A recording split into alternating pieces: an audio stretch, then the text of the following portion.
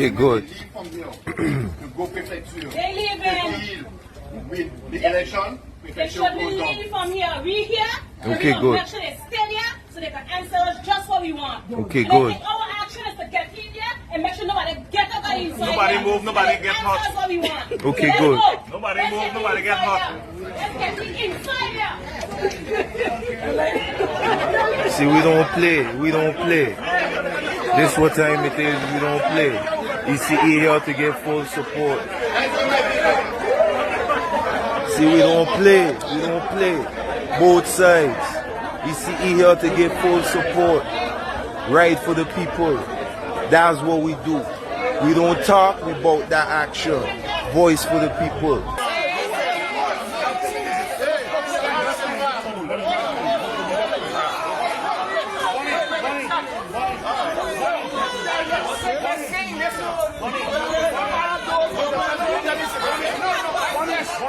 That's why you have to make sure.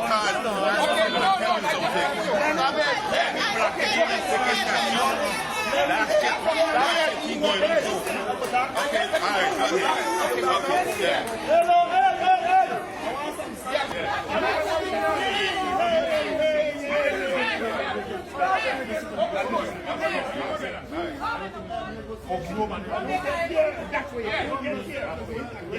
Wow. Aren't they a beautiful thing? Wow.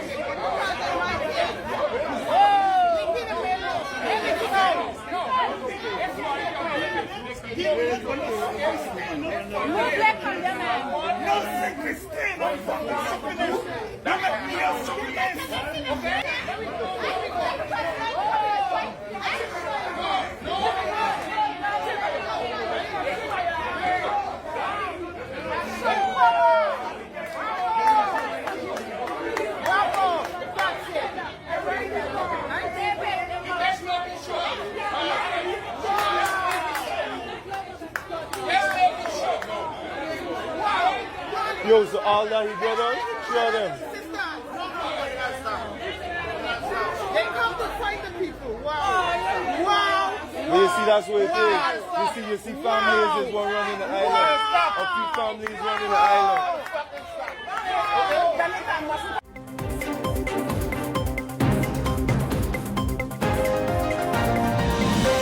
The graduation ceremony of the University of St. Martin's class of 2024.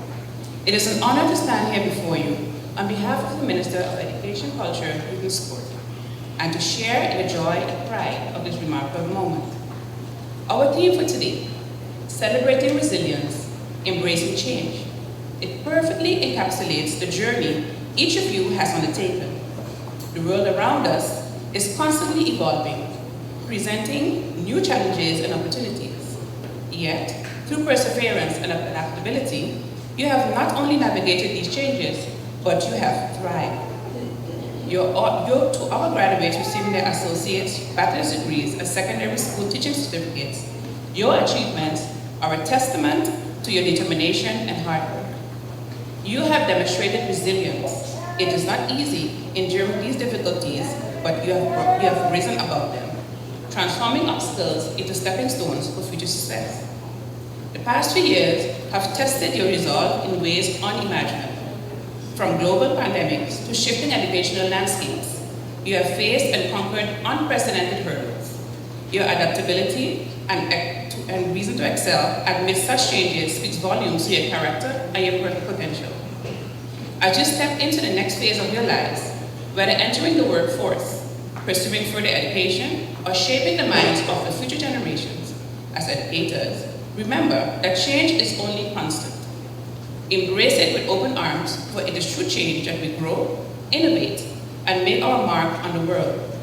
I urge you to carry forward the spirit of resilience that has brought you to this milestone.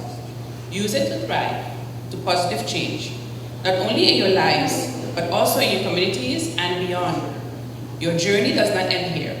It is merely the beginning of a lifetime adventure of learning, growth, and contribution. Congratulations to you, each and every one of you. You have made us immensely proud. May your future be bright and dynamic as your spirit, and may you continue to inspire others with your resilience and adaptability. Thank you. And once again, congratulations, class of 2024.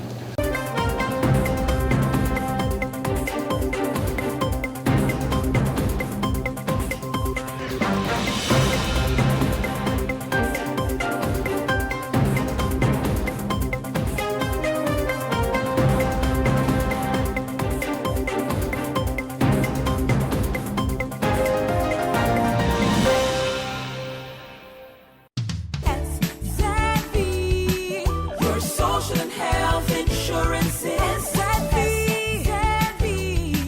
your social and health insurances. Are you SXM insured? Do you have a valid medical insurance status?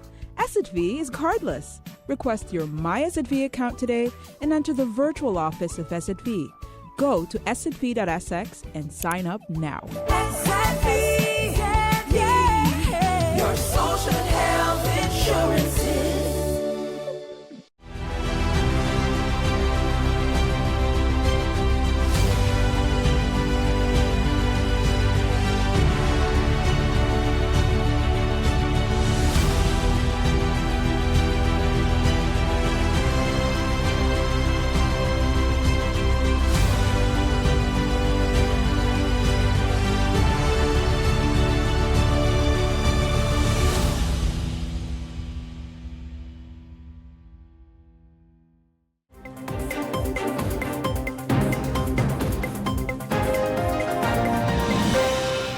It is truly an honor to serve once more as the keynote speaker for the commencement of a university that is the cornerstone of my higher education and professional journey. And for this, I express my sincere gratitude to the university. Standing before you tonight brings back cherished memories, especially as I see the face of some of the graduates for whom I serve as Dean of Academics. Reading about your journeys and aspirations as I prepared my speech and witnessing your accomplishments tonight brings me immense joy. Tonight, the graduating class chose the theme, Celebrating Resilience and Embracing Change. And as I pondered on those words, I realized that they're more than just a slogan for them. They are a testament of the incredible journey each of them has undertaken. Many have faced challenges from navigating the global events like COVID to personal trials. Yet, they have all emerged stronger, wiser, and dare I say, more equipped for what their future holds. Am I correct? Yeah? All right. As such, tonight, graduates, we are not here to only celebrate your academic achievements. We are also here to recognize the remarkable resilience and adaptability that you have demonstrated in the face of unprecedented challenges. It is with that in mind that tonight I would like to share with you a cycle that I have coined the GCA cycle. Now listen good, because I want you to repeat after me. It stands for Grow, Celebrate, Adapt. Can you go with me? Grow, Celebrate, Adapt. Let's start with Grow. About 9 years ago, while finalizing my doctorate on blood clots, I started to encounter a series of challenges. Do we have any researchers in the audience? We know those challenges? My experiments were failing, deadlines were looming, and frustration often arose as equipment malfunctioned. However, like you graduates, and I'm also speaking to you as well, the challenges I faced became my training grounds for resilience. I learned to effectively network with my peers, confidently approaching experts in the field to seek out guidance. Patience became paramount as I repeated experiments, meticulously analyzing results. And humor became my lifestyle. My colleagues often found me in moments of laughter, even amid setbacks.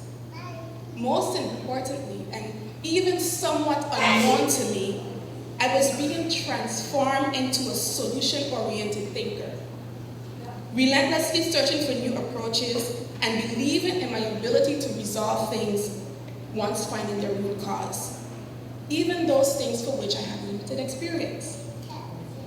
These skills of networking, having patience, humor, and solution-oriented thinking were the tools that I built during my challenging periods.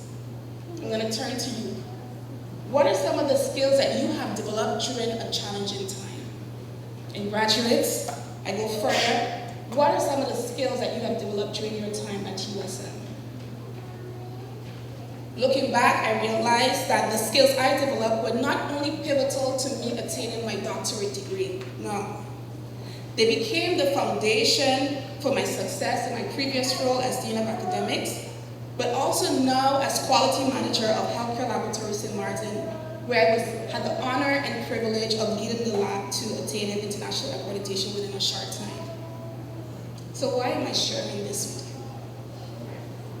you? Graduates, I want to highlight that while some of you were challenged by limited resources, job loss, balancing multiple responsibilities, experiencing your own academic challenges, and for some even health crisis, you are inadvertently developing skills beyond your ability to bounce back, or like some would say, bounce forward from adversity.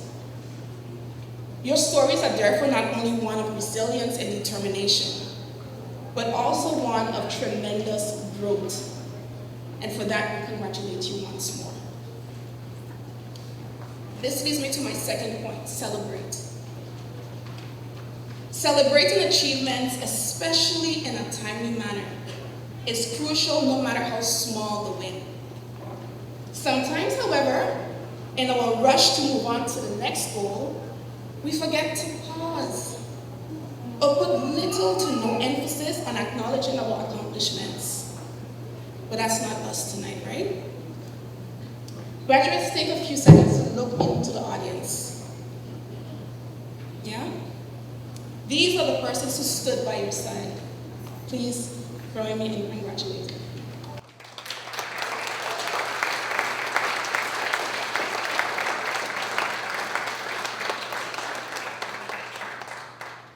The board, management, staff, faculty, your family, friends, and supporters, including myself, are here for you and you. We have decided to pause from our schedules, some very busy, to celebrate your significant milestone with you. And so I would like you to take a moment and take that in. Celebrating not only marks the completion of a goal, but it also fuels our confidence and resilience. This celebratory pause allows your brain to recognize that there's a change happening, moving from one phase into the next.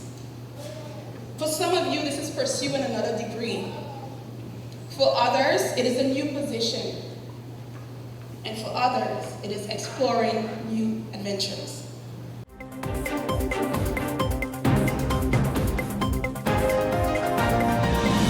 I will confirm with you that I did send a letter of resignation to the political leader of the National Alliance Party.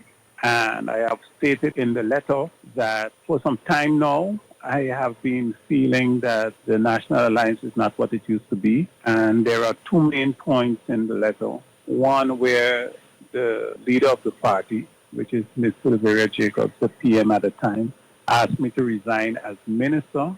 And the second point is where she stated to me that regardless to the amount of votes that I would get, that I would never become minister again. Yes, I contested the election and I made sure that I completed my term as minister in the right way. I did my work down to the end. And I think it is time to indicate in which direction I want to go. And that is that I would like to resign from the National Alliance and wish them well. Having said that now, any other options being considered at this time? Well, I still have a lot of energy left. Thank God for that. And my contributions to St. Martin will continue. I have not yet decided in which way, which fashion. It is rumored that you'll be at least aligning yourself with the SAM party, is it? I can tell you that I have not had any conversations with anyone about joining their party. I have had calls, but I have not made any decisions. And when I do so, I would let the public know. And of course, taking you back to your letter of resignation, has that been accepted by the party? I have gotten a response from the organizational leader, which is Mr. Lenny Priest. Accepting? Yes, no. It is not to accept or not accept. I resign. That's it. It came as a total surprise because as the president of the party, I have reached out on numerous occasions to Dr. Anders Rudolph Samuel in order to meet, in order to talk to him. But for some reason or the other, that meeting never took place. I think after certain things started circulating about him resigning and running with another political party, once again, I reached out to him. And based on that, he submitted a letter resigning from the party. Of course, one of the processes within the National Alliance is that every resignation that comes in, or any incoming document, needs to be handled by the board. So his resignation letter will be dealt with in one of the upcoming board meeting of the National Alliance. So you're basically saying that his resignation letter has not been accepted by the party up to now? No, up until when the board take note of it and take a decision, and at that particular point, then a decision would be made, and a response would definitely go back to Dr. Anders Rudolph Samuel. Considering the contribution that Dr. Anders Rudolph Samuel has made to the political entity, is it your intention as one of the hierarchies of the party to at least convince him otherwise, Mr. Priest? Well, look, I think that, each person is, in particular, is a seasoned politician, like Mr. Samuel, I think, have taken his decision. And as I said, as a board, we will discuss it. And then based on that, we will determine the next step as it pertains to that resignation letter.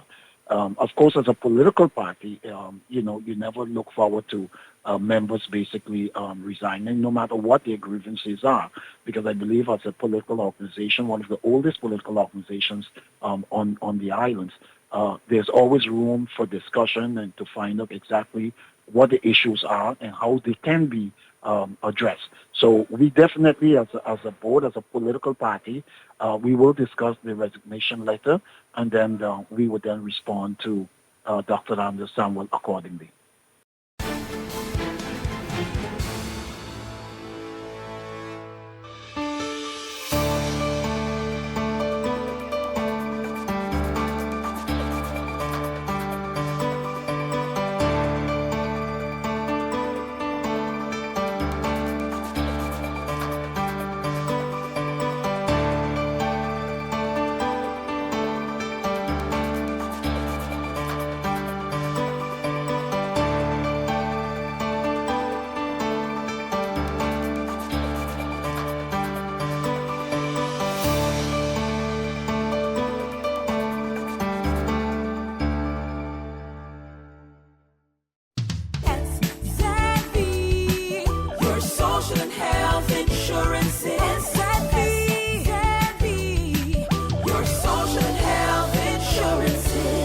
Are you SXM insured?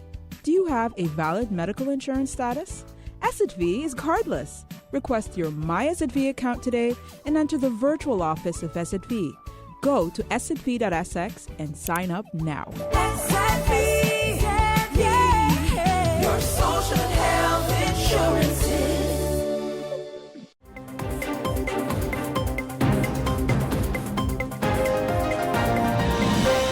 To Kenya now, and demonstrators are gathering in towns and cities across the country for protests against a finance bill that would raise taxes. Let me take you to the scene live in the capital, Nairobi. There you can see the protesters are out on the streets holding banners and going through the capital. Now, police have been trying to disperse the protests outside Parliament, where those proposals are again being debated.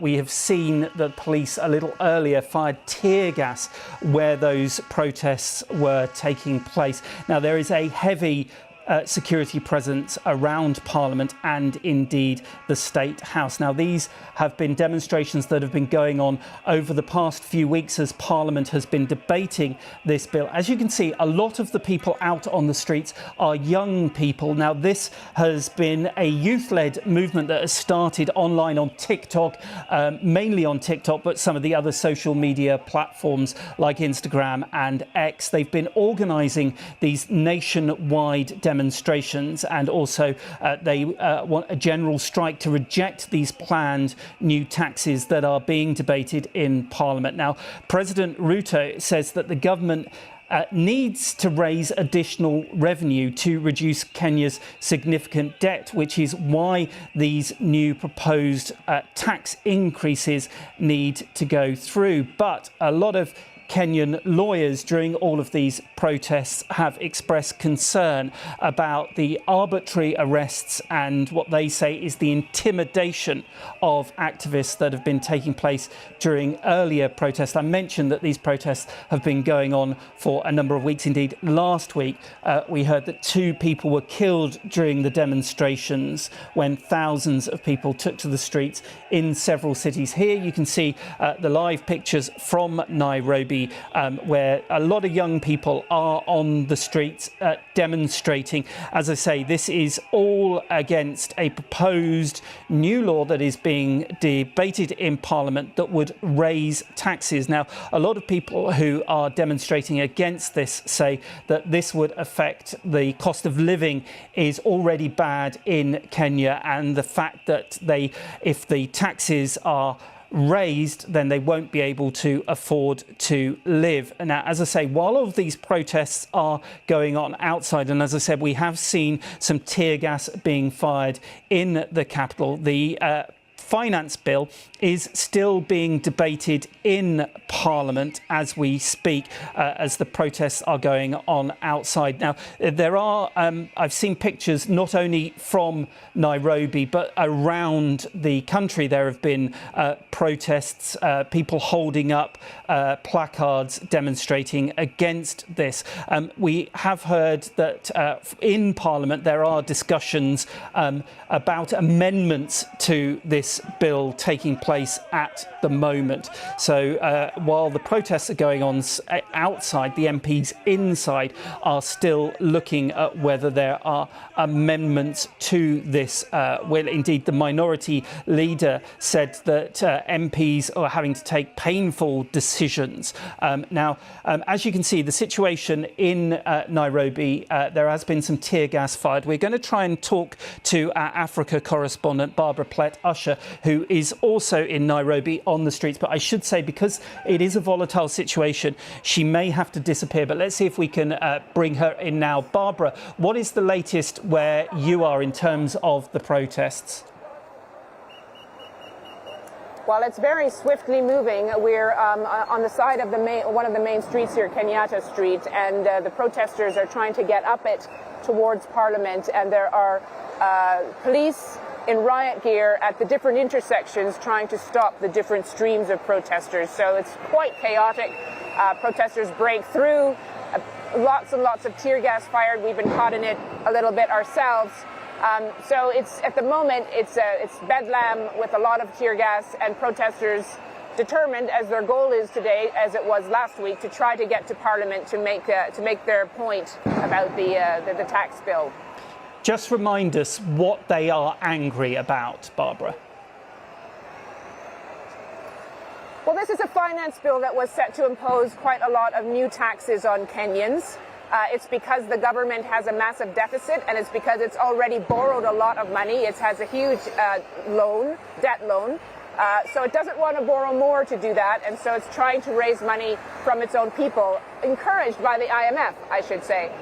But those taxes were very badly received by the young generation in particular. They're not normally very political, but they mobilized on social media, and they came out in large numbers last week to protest against those tax increases. The government, the president, has rolled back on some of them, but there are still others, and that is why the protests continue. You're watching BBC News.